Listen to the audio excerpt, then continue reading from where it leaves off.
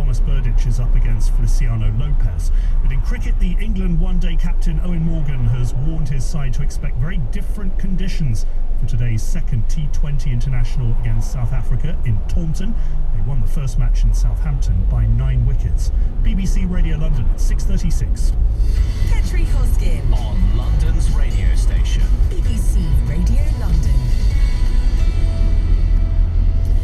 A very good morning to you. It is Petri here with you until 7 o'clock. Nikki Bailey in for Vanessa for the last time this week. So she'll be here to tell us what's coming up in her programme in about 10 minutes time. In the meantime, UK safety experts are calling on the government to stop its reforms of health and safety laws.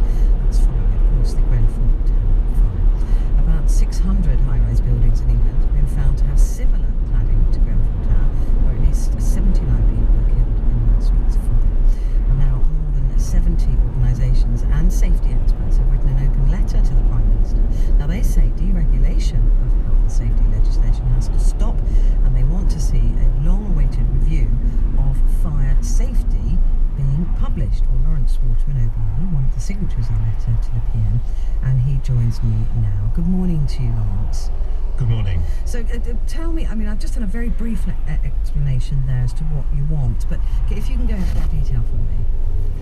There's, over the last few years, been the development of a sort of deregulation mindset. References to health and safety, and it's a burden on business, and it's wrapping people up in red tape. But actually, health and safety also represents, these good regulations also represent an essential protection for people, particularly the vulnerable, the young, the elderly, people with disabilities. And these regulations aren't just dreamed up by nasty Jobsworths. I was head of health and safety for the London 2012 construction